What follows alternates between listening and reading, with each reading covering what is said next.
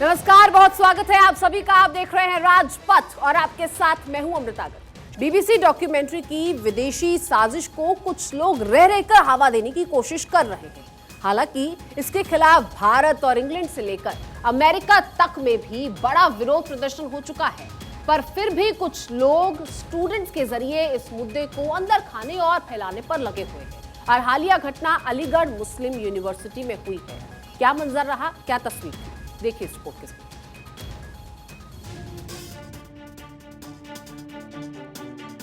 अलीगढ़ मुस्लिम विश्वविद्यालय में बीबीसी की डॉक्यूमेंट्री के पोस्टर क्यूआर कोड के साथ वायरल किए जा रहे हैं। हालांकि प्रशासन ने कई जगह से पोस्टर फाड़कर हटाए हैं।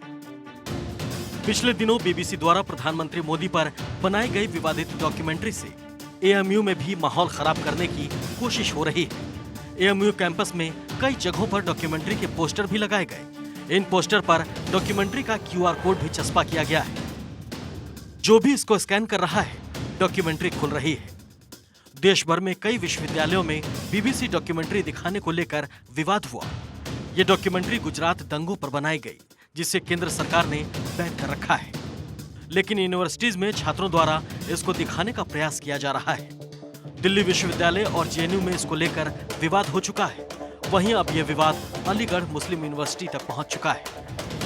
कुछ जो आइसोलेटेड जगह थे, जहाँ पर अंधेरा था और वहाँ मौका पा करके कोई बाहरी शरारती एलिमेंट्स हैं वो लगा कर चले गए। जैसे ही वो हमारे सिक्योरिटी गार्ड्स के नोटिस में आया तो उसको उन्होंने फ़ौरन हटा दिया।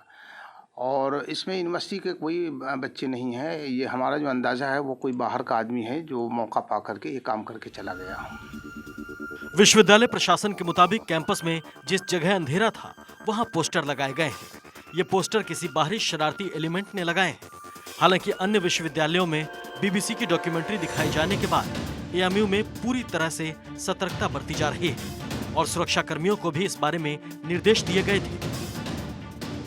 लेकिन बीबीसी से संबंधित पोस्टर कब और कैसे चिपकाए गए, इसकी किसी को जानकारी नहीं है। हालांकि एएमयू प्रशासन को जब पोस्टर के बारे में जानकारी मिली तो उनको हटाया गया। Bureau report, Bharat 24। उधर बाल विवाह पर लगाम लगाने के लिए असम सरकार ने कमर कस ली है। मुख्यमंत्री हेमंत बिस्व शर्मा के मुताबिक, उनके बयान के मुताबिक कल से राज्य में रोजाना हजारों गिरफ्तारियां शुरू हो जाएंगी। हालांकि आशंका ये है कि इस मुद्दे को पलटाकर इसे धार्मिक रंग भी दिया जा सकता है। और ये कैसे किया जाएगा, क्या कुछ और आशंकाएं इसके साथ जुड़ी हुई हैं, इस रिपोर्ट के जरिए देखिए और समझिए। असम में गिरफ्तार होंगे हजारों पति। बाल विवाह के खिलाफ बड़ा अभियान। पॉक्सो एक्ट के तहत गिरेगी गाज। असम सरकार बाल विवाह के खिलाफ कल से बड़े स्तर पर एक्शन लेने जा रही है। मुख्यमंत्री हेमंत बिस्व शर्मा के मुताबिक उनकी सरकार कम उम्र में विवाह की विरोधी है। भारतीय जनता पार्टी सरकार ने 14 से कम उम्र की नाबालिग लड़कियों से शादी करने वाले पुरुषों के खिलाफ पॉक्सो एक्ट के तहत सख्त कानूनी कार्रवाई करने का फैसला किया। अगर कोई शख्स ऐसी शादी रचाता है तो उसे पॉक्सो एक्ट के तहत जेल की हवा खानी होगी।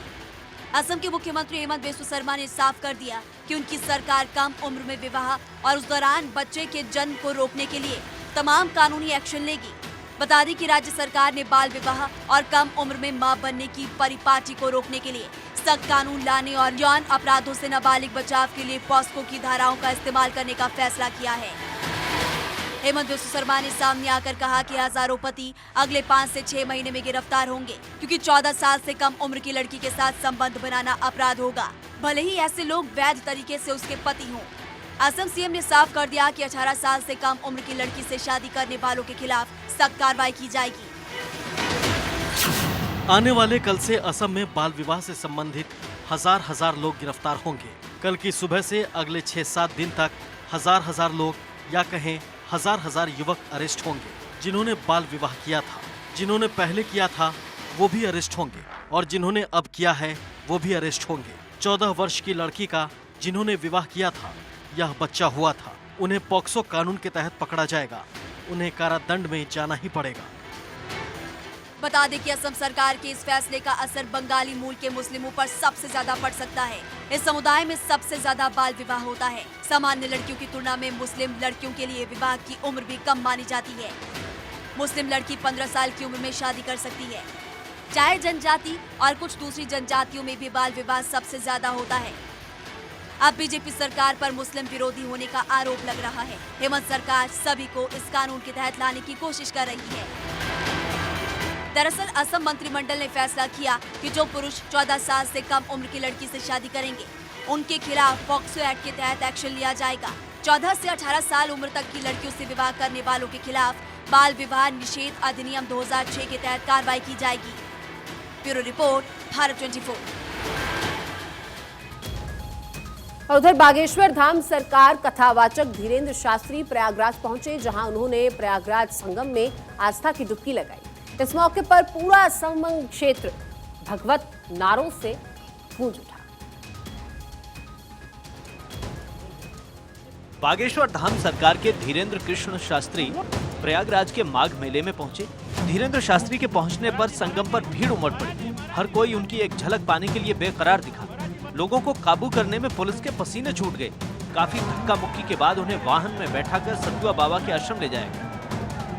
और आप देख सकते हैं कि बागेश्वर धाम के जो महाराज है पंडित धीरेन्द्र कृष्ण शास्त्री, उनका ये काफिला जा रहा है और लोगों की भीड़ लगी हुई है। बाबा जा रहे हैं, आप देख सकते हैं कि किस तरीके से बाबा का काफिला जा रहा है। लोग ये देखिए, बाबा धीरेन्द्र शास्त्री जा रहे हैं ये ब्लैक कलर की गाड़ी से, और उनके साथ कई काफिले में लोग जा रहे हैं और उनको देखने के लिए लोग काफी भीड़ एकत्रित हो गई है, जिसको संभालने के लिए प्रशासन भी तैयारी में था।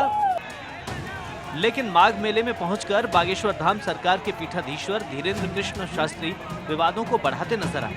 उन्होंने प्रयागराज में माघ मेले में पहुंच हिंदू राष्ट्र को लेकर एक और बवाल खड़ा कर दिया। प्रयागराज में उन्होंने कहा कि अगर हम साथ हों तो भारत हिंदू राष्ट्र होगा, इसलिए लोगों को अब हिंदू राष्ट्र का बिगुल बजा देना चाहिए। शास्त्री ने जातिवाद तोड़कर हिंदुओं को एक होने का आह्वान किया। धीरेन्द्र शास्त्री ने स्वामी प्रसाद मौर्य का नाम लिए बिना उन पर भी निशाना साधा। उन्होंने कहा कि देश को कायरों, कपटियों और क्रूर लोगों से बड़ा खतरा है। ऐसे लोग धर्म और देश दोनों का नुकसान करते हैं। प्रवचन देने नहीं आए, न कोई भाषणबाजी करने आए, बस एक प्रार्थना करने आए। जितने यहाँ संत हैं, जितने सनातनी हिंदू हैं, सब हाथ उठाओ। हिंदू राष्ट्र के साथ कौन कौन है? बता दें कि बागेश्वर धाम के पीठाधीश्वर धीरेन्द्र शास्त्री पर नागपुर की एक अंधश्रद्धा उन्मूलन समिति ने अंधविश्वास फैलाने का आरोप लगाया था। इस मामले में शास्त्री के खिलाफ एफआईआर भी दर्ज हुई, लेकिन पुलिस को धीरेन्द्र शास्त्री के खिलाफ कुछ नहीं मिला और उन्हें क्लीन चिट दे दी गई। इसके बाद धीरेन्द्र शास्त्री लगातार अपने बयानों के लिए विवादों में रहे। मध्य प्रदेश और छत्तीसगढ़ में कई कांग्रेस नेताओं ने उनको चैलेंज तक दिया। इसके बाद उनके गुरु रामभद्राचार्य ने धीरेन्द्र शास्त्री का समर्थन किया।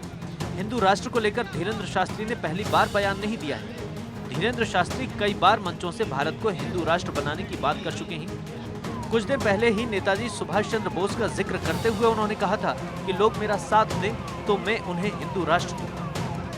धीरेन्द्र शास्त्री ने पड़ोसी मुल्क पाकिस्तान में भी रामकथा वाचन की बात कही। धीरेन्द्र शास्त्री ने कहा कि उन्होंने बहुत पहले पाकिस्तान में रामकथा की घोषणा की थी। अगर वहां लोग तैयारी कर रहे हैं और उन्हें बुलाते हैं तो वे पाकिस्तान में रामकथा करेंगे। Bureau report, Bharat 24।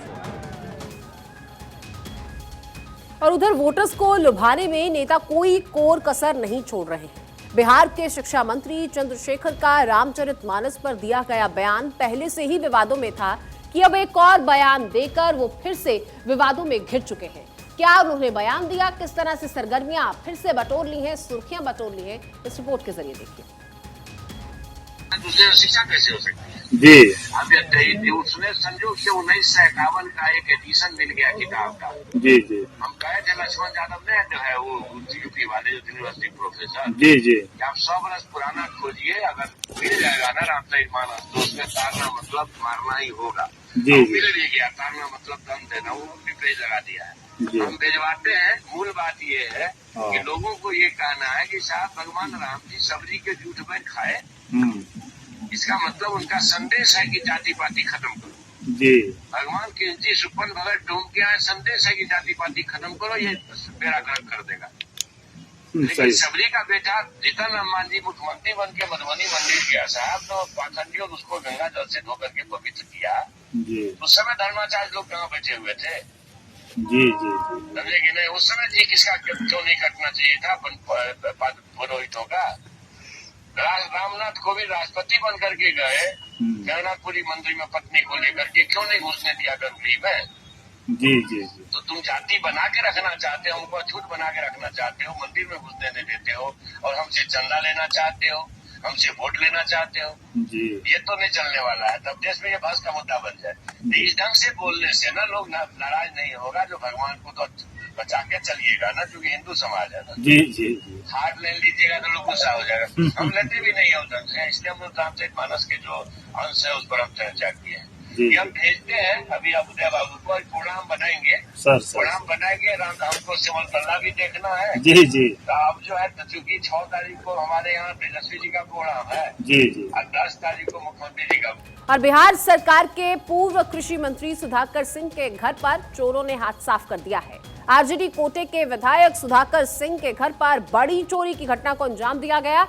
घर से कीमती सामान तो चोरों ने चुराए ही, घर का नल और बल्ब तक भी चोर उड़ा ले गए। अब पूर्व मंत्री ने खुद कोतवाली थाना में मामले की शिकायत दर्ज कराई है। सुधाकर सिंह अक्सर ही अपने बयानों के चलते सुर्खियों में बने रहते हैं। सीएम नीतीश कुमार पर हमला बोलने का भी एक मौका वो छोड़ते नहीं है।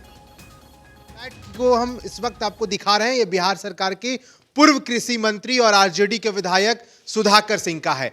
और ये तस्वीर दिखाने के पीछे का मकसद ये है कि देर रात कल सुधाकर सिंह के इसी फ्लैट में चोरी हो गई। हम इस वक्त फर्स्ट फ्लोर पर हैं और ये देखिए, ये शीशा को भी तोड़ा गया है, यानी कि चोर के जो घुसने की बात हो रही है, ये बाउंड्री जो आप नीचे देख सकते हैं, इससे चढ़कर अंदर आता है और पूर्व कृषि मंत्री सुधाकर सिंह के फ्लैट में देर रात चोरी हो जाती है, जिस चोरी को लेकर के कोतवाली थाने में शिकायत भी दर्ज कराई गई है।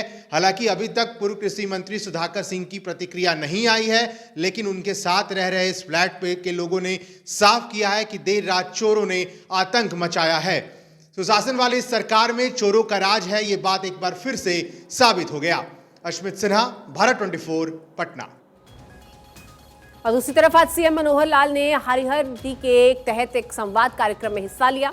इस मौके पर सीएम मनोहर लाल ने चयनित बच्चों के साथ संवाद किया, कई मुद्दों पर बातचीत की। बच्चों ने भी अपने मुख्यमंत्री से कई सवाल जवाब किए। तस्वीरें आप देख रहे हैं।